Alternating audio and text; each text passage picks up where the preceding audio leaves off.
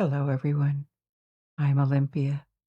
Thank you for being here with me in this wonderful place called Lights Out Library. And I have a great story to tell you. For tonight's story, we are not going to explore a place or a period of history, but rather a concept, a subjective experience, consciousness, more precisely, the state of awareness of self. But what does this mean? You and I are aware that we exist. If we think about it for a second, we may realize that we have a physical body that is placed inside an environment. But at the same time, ourselves, our beings, are not limited to this physical reality because we can distance ourselves from it. There is a duality, or at least a perceived one, between our physical reality and our minds. It seems our minds need a body to exist. They are anchored to it. But our thoughts can wander. They can look at the past, look at the future, and they can realize that they exist. Our minds, we, have this awareness of self, and this raises plenty of questions. What is this phenomenon so intertwined with our existence that we don't really pay attention to it in daily life? And can other living beings also experience this dissociation, this awareness that they exist? Is it an illusion that hides something? Is it the product of our beings having at the same time a physical and an immaterial dimension? Some would say a soul. Is it something that arises spontaneously when an organism reaches a certain degree of complexity? In which case, maybe forms of artificial intelligence could acquire consciousness of their existence? Or is it entirely something else that, as human beings, we are born with? And by the way, are we really born with it? Or is it something we acquire or develop with education and socialization? And one last question. Is it a binary thing like we are conscious of ourselves or are we not? Or something more subtle, like a continuum, a spectrum on which there would be different levels of consciousness? And maybe animals could experience a degree of consciousness without being really comparable to human consciousness? These are some of the questions we will examine tonight. And as you already imagine, this discussion touches on many different fields: philosophy, medicine and biology, neurology, spirituality, maybe, and history. Because the way concepts of consciousness have been understood and looked at in the past has also evolved. We have a lot to explore. But no worries if you are unfamiliar with all these questions and how to examine them. We are going to take things in order, as usual, with examples and observations that remain connected to our daily experience of life. So it's all going to be easy to follow and understand. But first, I would like to take a few seconds of your time to let you know that we have a Patreon page for those of you who wish to and can't support this project. Get more of it and listen ad-free on your favorite podcast app. Patreon is a platform that allows you to contribute directly to our work financially. Our least expensive tier is $3.50 per month, but it doesn't mean you will get less. We let people contribute what they wish or can, and everyone gets everything that is on our page. Because the world is a better place when the sun shines for everyone. You will gain access to several exclusive episodes and also all our episodes with and without background sounds. We offer advance releases to our patrons as well. We have added links to Patreon as well as links to different streaming options, which may be better suited for you. You will find them in the description of the episode. But before we begin, let's take a moment together to prepare for our journey ahead. If you'd like, gently close your eyes and let your daily concerns drift away. Find a position that feels natural and cozy. Perhaps make small adjustments until you're perfectly comfortable. Now draw in a deep, nourishing breath, and as you release it softly, notice how your body responds. Feel the warmth flowing from your neck down through your shoulders, melting away any tension. Let your facial muscles become soft and your jaw loose. Your fingers naturally opened and your legs completely at ease. As you settle into this peaceful state, my voice will be your gentle companion as we begin our exploration together. There is a medical definition of consciousness, which is actually the one we typically use in everyday life. Medical consciousness is the state of awakening as opposed to the state people are when they sleep or after they faint or are in a coma.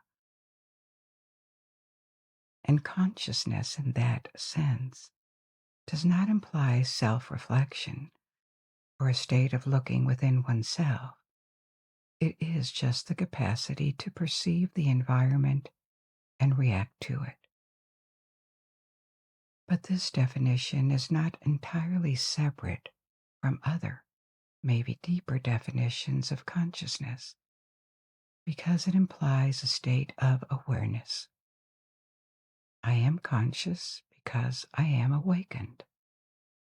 And like other concepts that we think we understand well, maybe like happiness or other states of mind, we kind of see what they mean. We recognize them. When I say that consciousness is the awareness of one existence, you understand what I'm trying to say.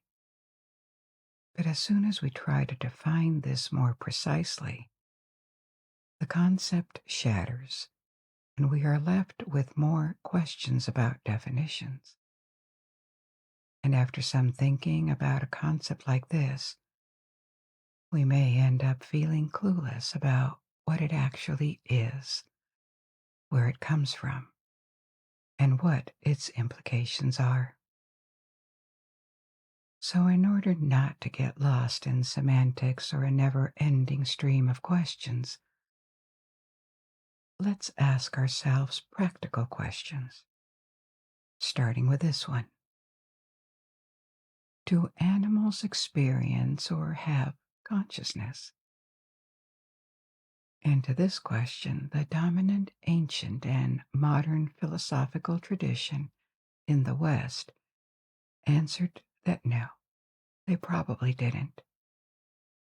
There was disbelief until the 19th century that animals were mostly devoid of cognitive capabilities and were completely separate from humankind. A conception that was already present in antiquity and was probably taken in and reinforced by the traditions of monotheistic religions.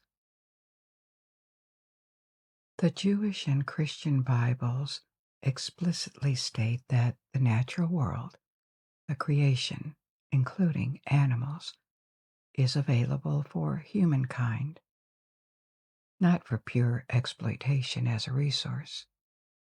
In both cases, historical interpretations also include responsibility.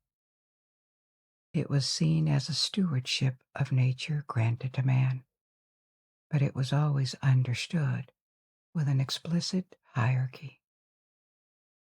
Humans are part of creation, but they were created in God's image and with a different nature. The capacity to think, to speak, language being a very important element. You know this biblical statement: in the beginning was the Word, and the Word was with God, and the Word was God. So the capacity to use the Word and its creative force, that was a God-given trait of humankind that separated it from animals and created a hierarchy between the animal kingdom and ourselves. The Islamic tradition in that field is rather close to the Jewish and Christian ones, in the sense that it emphasizes responsible care, a duty to preserve nature with the right to use it, and a very clear separation between animals and humans. It doesn't mean that animals are not sensitive beings, or that they have no form of intelligence at all. But what is explicit in these traditions is the hierarchy, the dominion of men over nature and the beings it contains. And it is something important in the history of ideas, because the philosophical and theological traditions of late antiquity and the medieval and early modern periods kept this understanding and generally tended to conceive animals as devoid of thinking, and certainly of any form of language. It would even have been considered religiously blasphemous and socially scandalous to say that humans were a class of animals. The idea did not even arise, and when comparisons were made between people and animals, it was always intended as an insult or a judgment, suggesting that people had lost or abdicated their humanity. I'm telling you this because it is important if we seek to understand the thinking of the Renaissance and the modern period about consciousness in particular, as expressed by French philosopher René Descartes. He's the one who famously used the sentence, cogito ergo sum. I think, therefore I am, to express what he saw as a fundamental truth. The act of thinking is what defines the I, the existence of a being, of a human specifically as a subject. And in the conception of Descartes, animals do not think. Therefore, they are not subjects.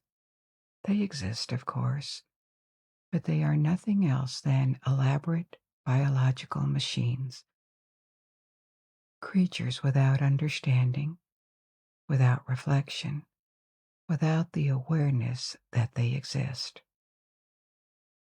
But he also observed that humans are, at least for a part, biological machines too. Their bodies are quite similar in the way they work to the bodies of animals. Yet he noted that we can think, we can speak, and we are godly creatures. Hence the concept of duality that he also wrote about. He defined humans as dualistic. They are made of a biological machine, their body, and of a mind that is separate from it. What he calls the mind is the thoughts plus the consciousness. This knowledge that we exist and the awareness of what is around us and also the soul. So, according to him, the mind would be entirely non physical. It would be this immaterial thing that makes you, you. And what would define a human being would be this interaction of the body, the biological machine, and the immaterial mind. They would work together. Our will, which is part of our mind, can give orders to the body, for example, to make it move. Descartes also speculated that the meeting point between the two, between the mind and the body, may have been located inside the brain. By the way, this vision that locates the mind inside the brain is something that deserves a little tangent, because it took time for this conception to become dominant. Ancient Egyptians and other early civilizations thought that the seat of thought and emotion was in the heart. The affirmation that the brain was central to thought arose later in the Greek classical period, and it was not consensual. Thinkers like Hippocrates and Plato placed sensations and thoughts in the head, implying the brain's role. But for Aristotle, the brain only served to cool the blood. He located the center of thought in the heart, following this ancient tradition. In the 3rd century BC, the practice of dissections by Greek physicians reinforced the idea that the brain was probably central because they found that nerves connected to it. The conception went on in the medieval period, during which the Greek intellectual legacy was still dominant. So, both the Christian and Muslim scholarship acknowledged that the brain was the center of thought, or this meeting point of the physical body and the immaterial mind, a view cemented by the observation that injuries to the brain could affect thoughts and sensations in a way that did not exist with other organs. By the time of Descartes in the 17th century, the brain was recognized as the seat of thought, but with an important nuance. As I told you, in Descartes' conception, thoughts or consciousness were manifestations of the mind, and the mind was not material at all. He did not consider for a second that physical and chemical processes inside the brain could create any thought or sensation. He just believed that the connection between the two dimensions of the human being, the meeting point between body and mind, was located inside the brain, which is not the same thing as thinking that the brain itself produces the mind. But returning to animals. So, until the 18th century, this conception of animals as completely devoid of awareness that they existed was dominant. Until the 19th century, when it started to be questioned. What attacked this traditional vision in particular was obviously the growing temptation to eliminate this separation between animals and humans based on different approaches. Of course, there was the first theory of evolution as described by Charles Darwin. But not only this, the progress of zoology, the classification of species, the study of their behaviors, especially mammals, microbiology that appeared at the time too. All of these forced us to acknowledge that yes, humans are certainly different from animals, but they also had a lot in common. Physically, first, their body plan, their organs, the cells they were made of, and even in terms of behaviors or instincts, social behaviors, communication, and an expression across different species of what seemed to be feelings or states of mind. So, this ancient understanding that saw human beings as a separate category from animals began to recede and be replaced with the evolutionary model that put humans inside the animal kingdom, just as a species that had developed so many cultural and behavioral traits, that had such a capacity for thought, including abstract thought, that it had become very different from other species. But if we place humans and their capacity for consciousness back into the animal kingdom, then could animals also have consciousness to a degree? And how to define consciousness in that case? Is it all or nothing? Like I am aware that I exist or I am not? Or something more progressive, more subtle, like a continuum with different stages, different levels of awareness? This became a big question in the second half of the 19th century for zoologists and biologists, ethologists. Ethology is the branch of zoology that studies animal behavior. In its modern form, it blends different approaches, the observation of behaviors and patterns, but also the neurobiology of animals, ecology, the ways they communicate through different senses. That discipline can take very different shapes and approaches depending on the species it studies. Obviously, studying social mammals calls for very different approaches than insects, for example. So, this question, do animals have consciousness, became studied, and to study it in particular appeared an experiment. You certainly have heard of the mirror test. When you put a human being in front of a mirror, even individuals who never used a mirror in their lives. This was tested with remote tribes from the Amazonian forest. Humans quickly understand that what they see in the mirror is their reflection, and they understand it because they know. Their minds or their brain knows that they are separate from their environment.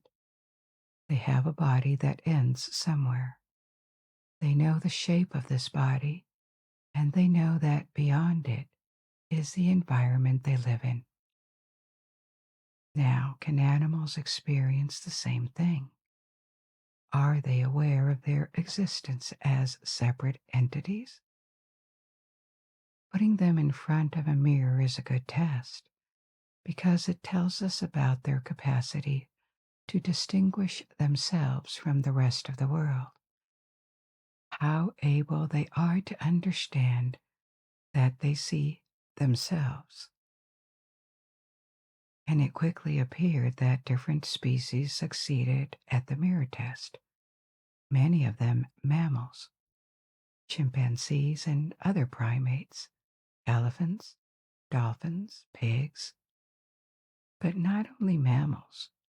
Parrots or crows succeeded too. Crows that have a reputation for intelligence, among other reasons, for their good performance at the mirror test. So these species also succeeded. To make the test even more convincing, scientists placed a red mark on the foreheads of chimpanzees using a harmless red powder. These were chimpanzees that had already seen their reflection and could remember their own image.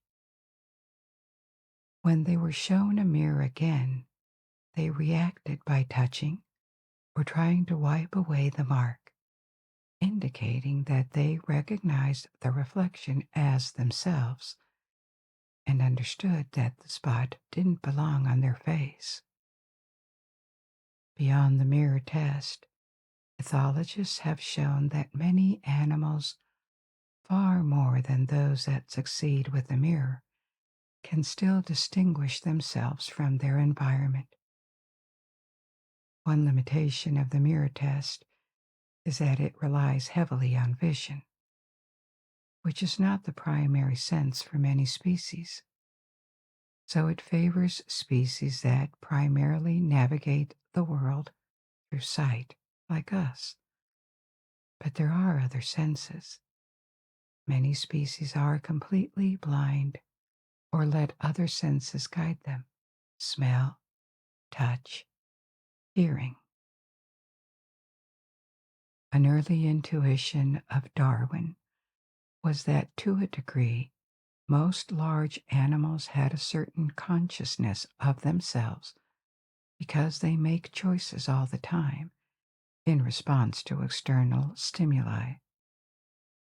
And in order for an organism to turn left or right in response to its environment, this organism needs a degree of understanding. Maybe understanding is a strong word, but at least of perception, that it has a finite body and exists in a larger environment. Darwin also took the example of mating. In many species, there are courtship rituals, courtship displays, and the female chooses the males they will mate with based on how impressive they may be with their sizes, their colors, the nests they build. Even though all these behaviors are instinctive and are produced by individuals that have never seen them or learned them before, when the female chooses, she needs to be able to distinguish herself from the various males that are courting her. She needs a degree of agency to make that choice between the options on display. And this, he thought, the capacity to compare and choose, was the sign of a minimal consciousness, of a perception that they were separate entities, that they had a minimal sense of self. Of these experiments, it seems to arise that, depending on the species and the senses they use, a range of criteria rather than only one test could tell us which species have forms of consciousness. But the type of consciousness we are talking about now is a consciousness that they are separate from their environment. It is a basic sense of self, as I said. When we discuss human consciousness, we implicitly mean more than that. Consciousness is not just awareness that we exist as entities. It is the capacity to look at ourselves from a distance, to kind of dissociate and realize that we are aware that we are aware. We think that we think. So, looking at these experiments with animals suggest that there is more of a continuum of consciousness. It seems to begin with a perception or the knowledge of an organism that is separate from the environment, a perception that itself could be more or less acute and evolved towards a sense of self, that is to say, the kind of consciousness that the chimpanzees, erasing the red mark in front of the mirror, seem to experience. And the human awareness would be yet another level of consciousness. A widespread theory is that the appearance of this basic animal consciousness, the one that allows animals to perceive that their bodies form a separate entity, is something that would have appeared with the first nervous systems, the first brains, during this early period of expansion of life called Cambrian. Why is that? Because this was the time when life jumped from being unicellular or pluricellular, but with still tiny organisms, to larger animals. A world in which ecosystems of predators and prey emerged. Creatures still small by our standards, yet incomparably larger than the life forms that came before them. And in order to grow a body with millions or billions of cells and later move it, an animal needs information to circulate inside its body. It needs cells to somehow perceive what neighboring cells are doing so they can transform. Because multicellular organisms have specialized cells, and a more complex or bigger body also needs a nervous system to receive, treat, and react to stimuli. And this necessary complexity is believed to be the matrix of basic consciousness, what allowed it to appear. But now, why believe that consciousness and many other thoughts and sensations arise from the brain instead of being immaterial phenomena that exists out of it, like in Descartes' dualist vision? Because on top of this evolutionary history, we also observe that higher degrees of consciousness in animal species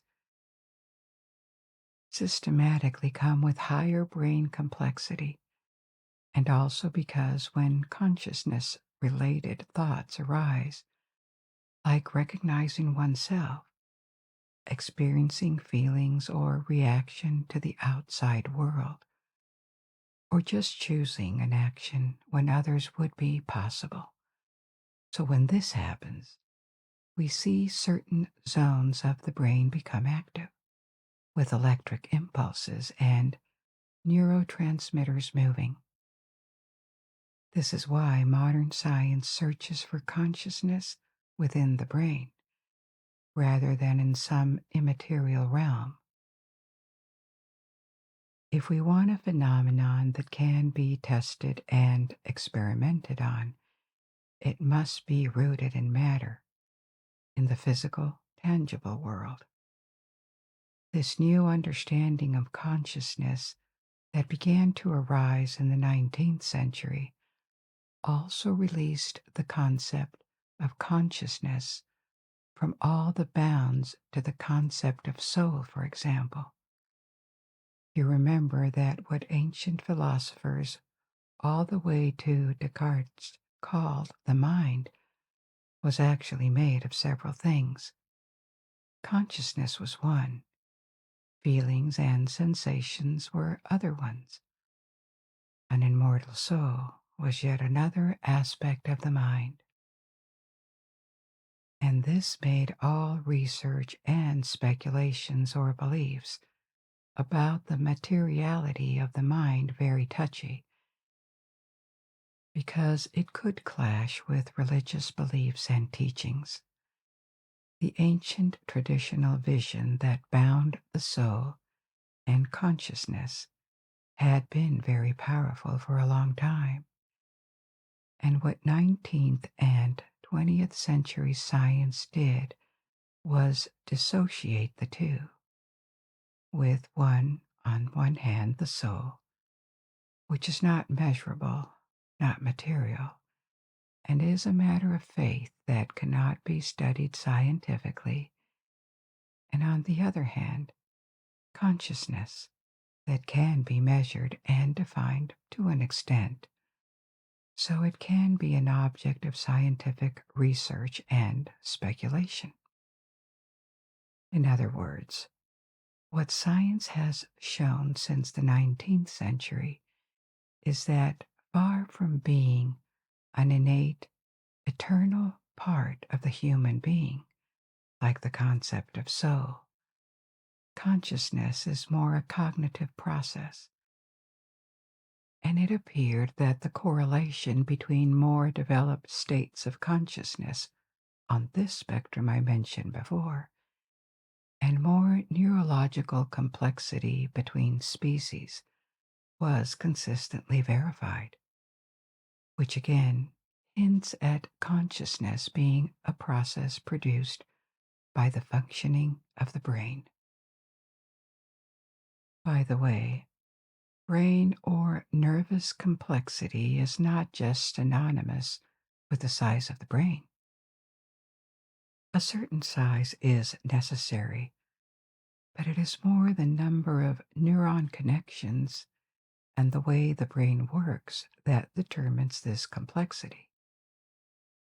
So it appears that consciousness is grounded in the brain, in brain activity, which is not the same as saying that it is a purely material phenomenon, but it means that at least part of it is bound to the body and seems to need physical and chemical interactions to exist. And this is confirmed by yet another thing. Consciousness is something that is learned or that develops as individuals grow up. It is not an innate capability that we would possess at birth, at least not entirely. An interesting question is whether children of different ages experience consciousness. Do they have the same subjective experience as adults? And the answer is that they are not the same. Their degree of consciousness forms and develops over time. And this is an important thing to bear in mind when we compare human beings with animals. Human babies start like animal babies, but their degree of consciousness goes much further with time as they grow up and socialize. The same experiments done on animals were tried on babies, and they indicate that human babies show signs of basic consciousness when they are born. Immediately they respond to pain. They display emotions like distress or contentment. They recognize familiar voices or faces, which are all signs that they have awareness of their environment, the first stage of consciousness. Studies that measure brain activity in infants only a few months old show that their neural responses to the world around them already resemble those of adults. Yet if you place a child under 1 or even 2 years old in front of a mirror, they do not recognize themselves. They fail the mirror test.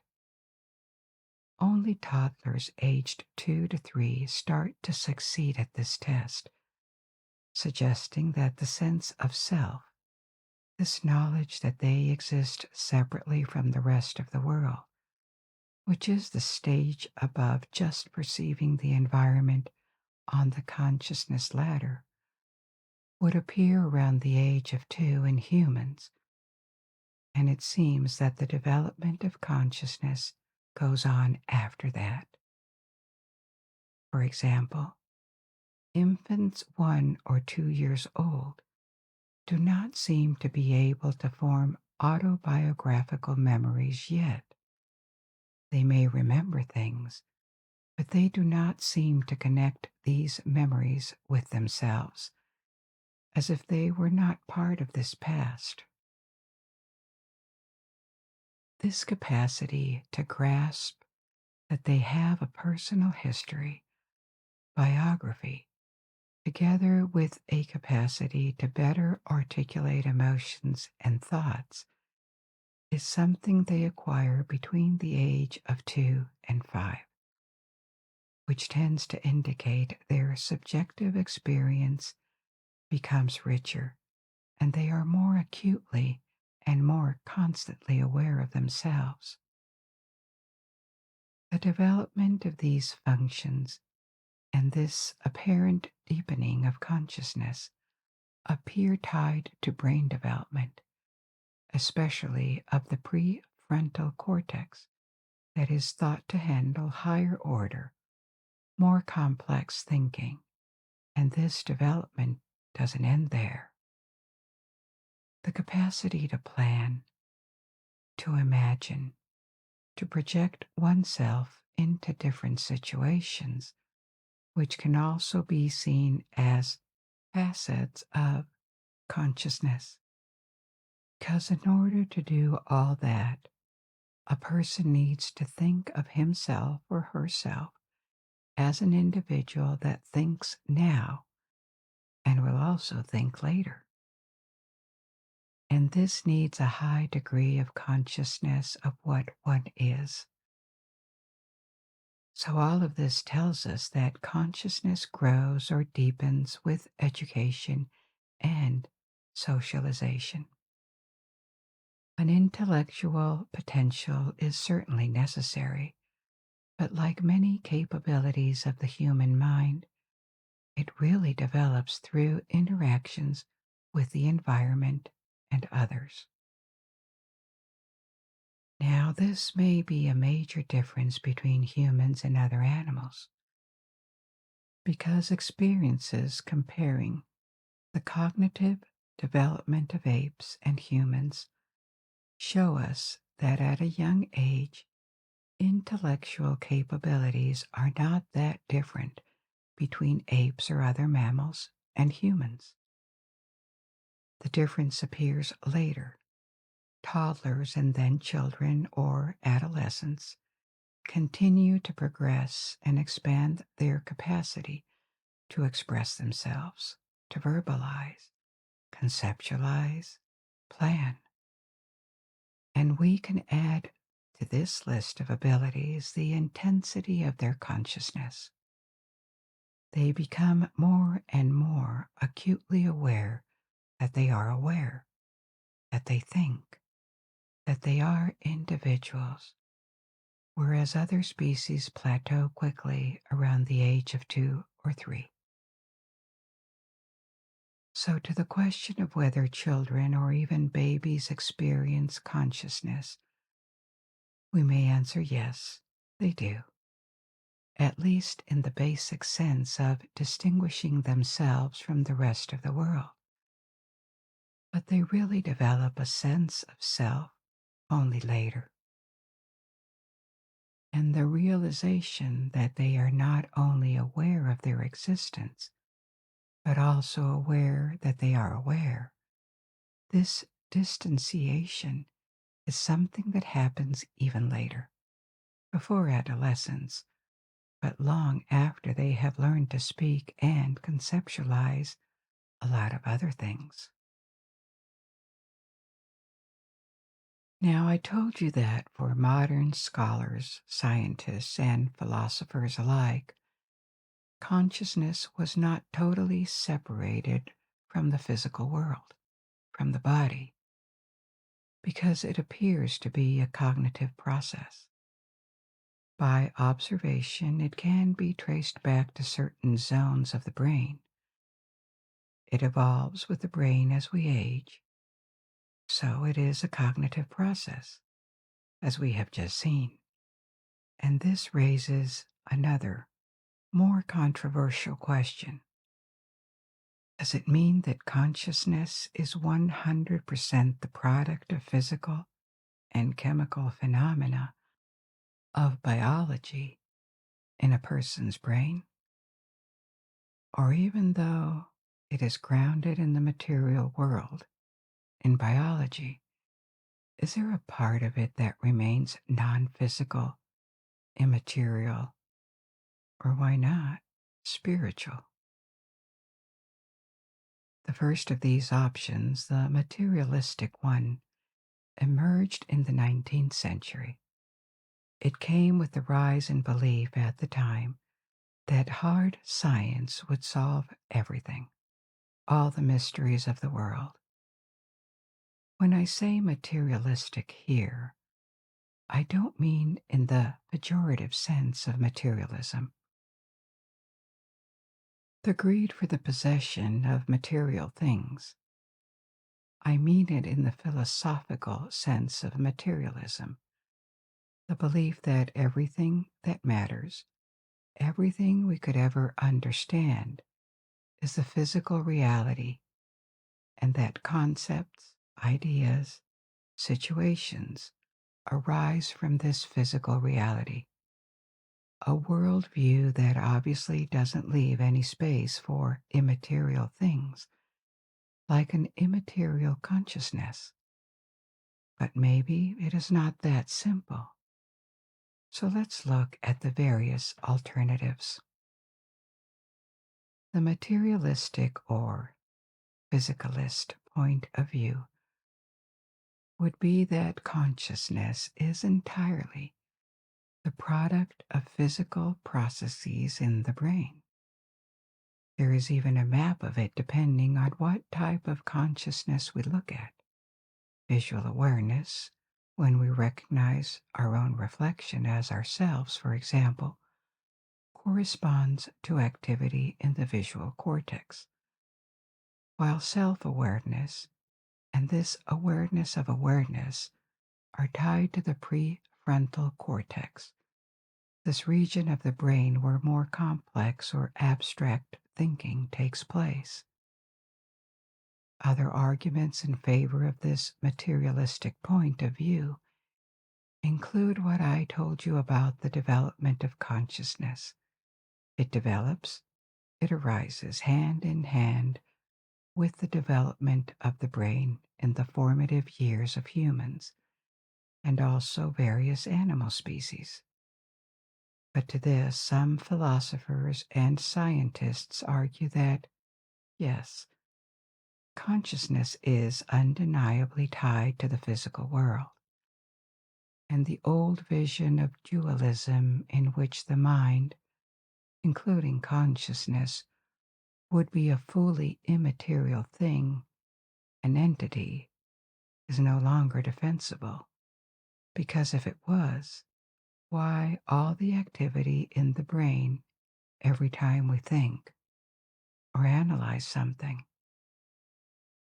But like for feelings or the formation of ideas, it can be argued that we still don't understand how electric impulses or chemicals create a certain subjective experience. There is like a missing link here that the materialistic approach has a hard time explaining or conceptualizing. Where is the concrete connection? What is the formula that transforms physical processes into sensations, or concepts, or ideas, or this self awareness that we call consciousness? In any case, we have a neurological reality that is observable and measurable. But when we speak of consciousness, when we describe it, when we analyze it, we have to resort to another register. which is a conceptual, more abstract, or more metaphorical. Because the truth is, we cannot describe consciousness speaking of neurotransmitters or electricity in the brain. To this, neurobiologists can object that, okay, the leap from physical processes to subjective experience is unexplained, mysterious, and consciousness is harder to fully reduce to the physical reality. But specific sensations and subjective experiences can be induced by chemicals. A particular molecule in a drug will have a particular effect on your subjective experience. Hallucinations, sensations of peace or anxiety, or even the perception that you reach a higher level of consciousness, which is a way of describing experiences with certain recreational drugs that users have sometimes referred to.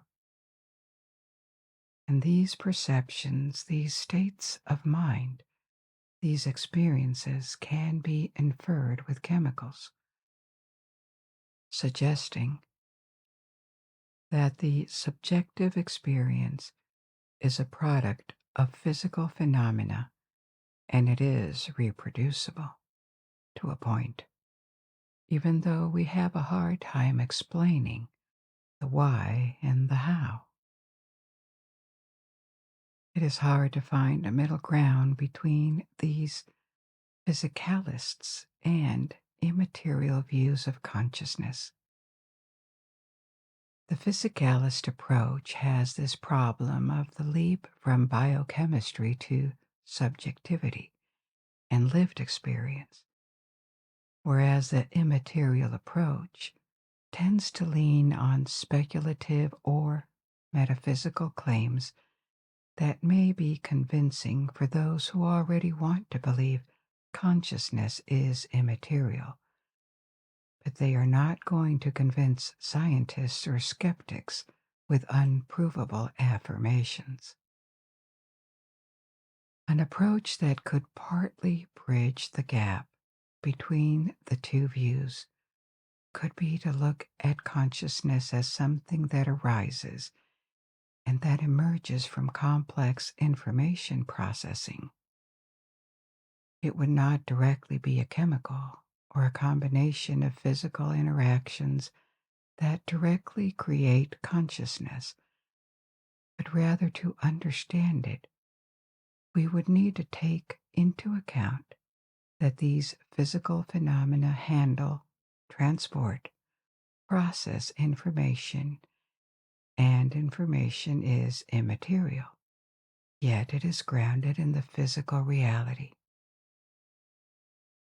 But if we accept this idea that consciousness arises from complex information processing, a logical consequence of this could be that a non-biological system, an artificial intelligence, could theoretically acquire consciousness, provided certain conditions of complexity are fulfilled.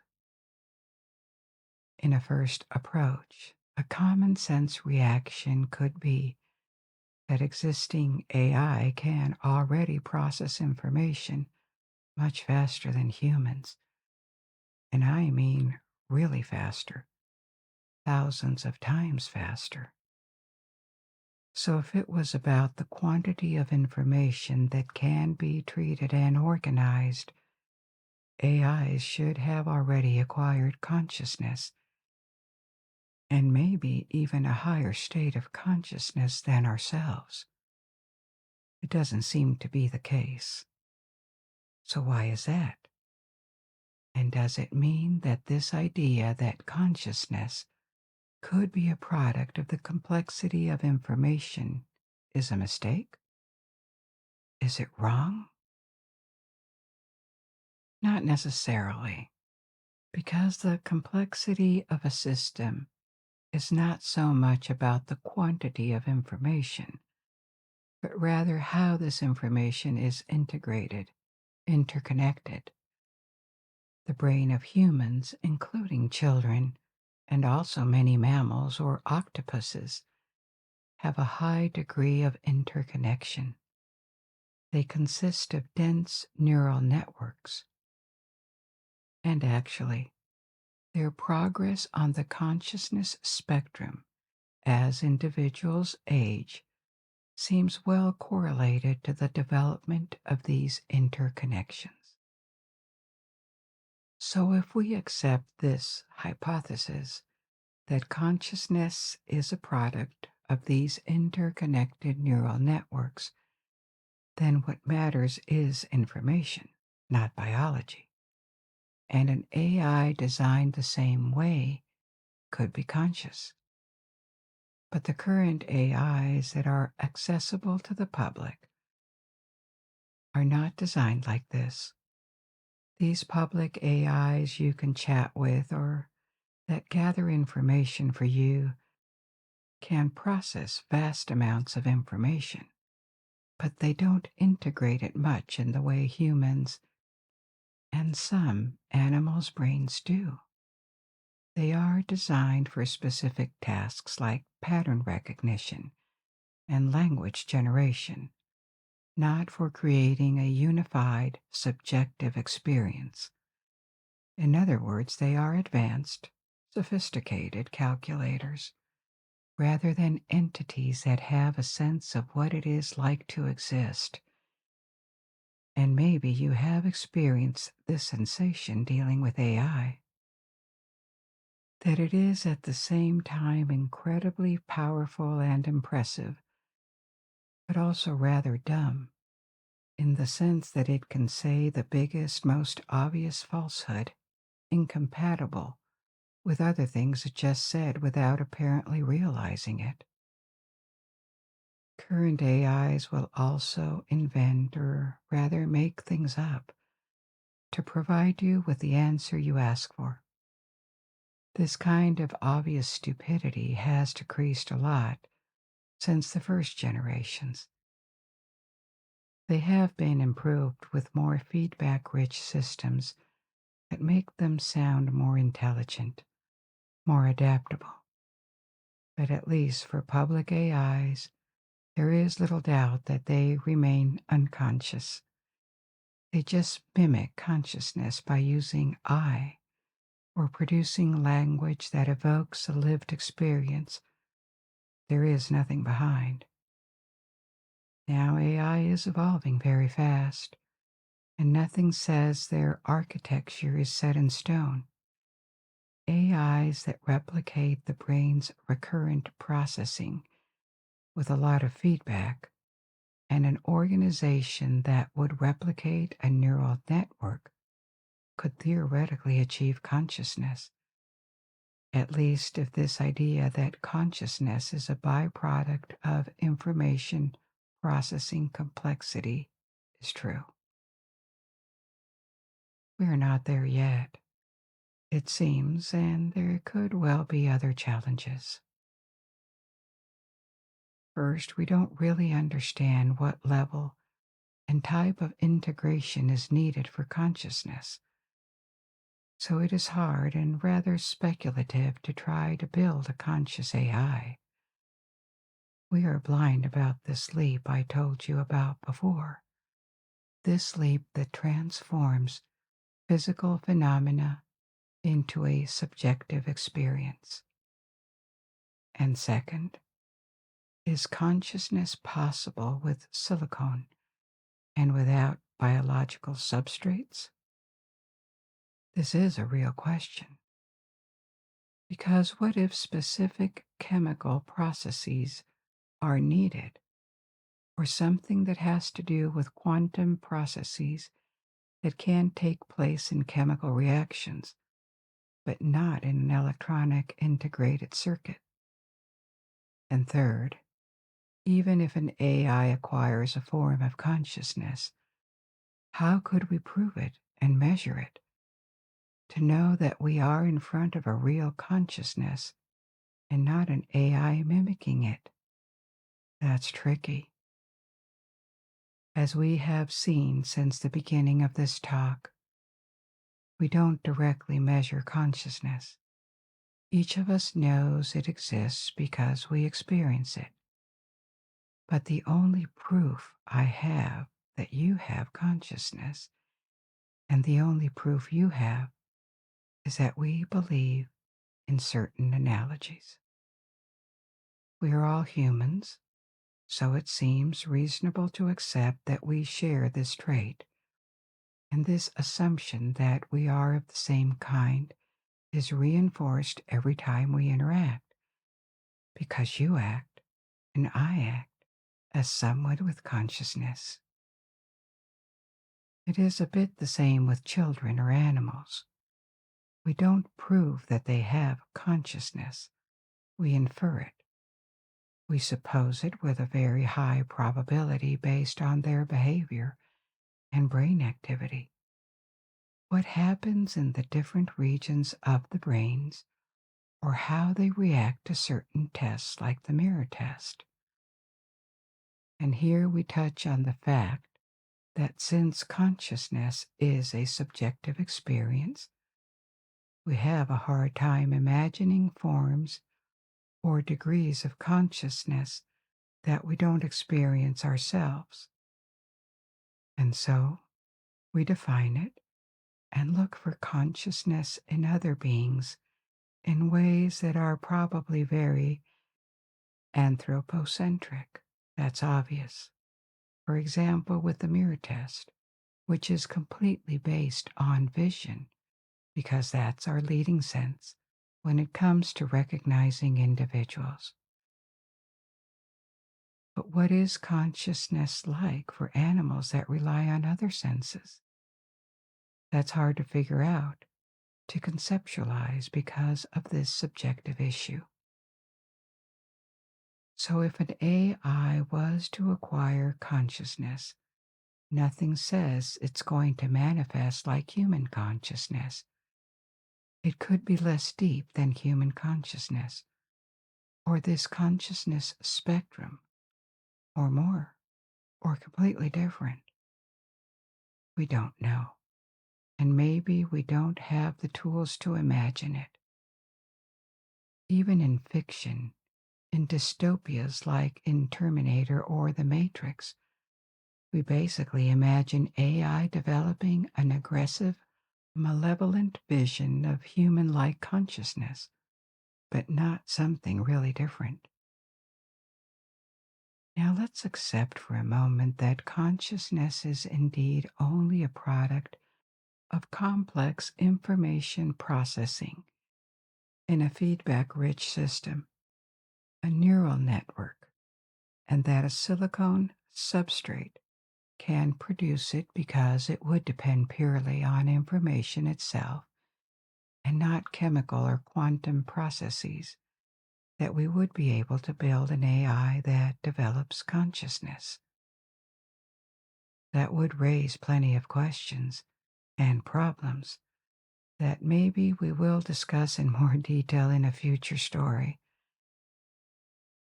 There would be ethical questions first. Should it have rights like a child, or conscious animals that are not given human rights, of course, but enjoy a degree of legal protection depending on the countries and the traditions? Are rights or a certain concept of dignity granted to living beings based on consciousness or on other things? We would have to answer that. For those who believe in the existence of souls, the immortal soul would probably be a better justification than consciousness alone.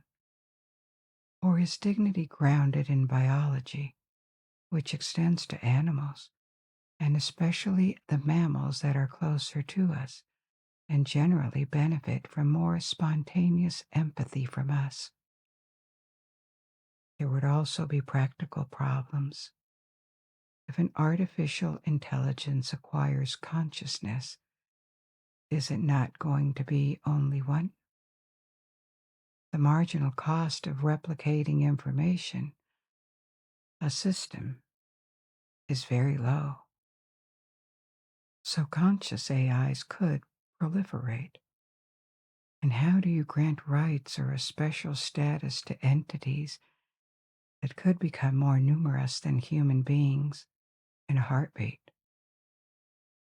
Maybe out of necessity, humankind would have to de emphasize consciousness and treat it as something that doesn't deserve that many rights or special protection.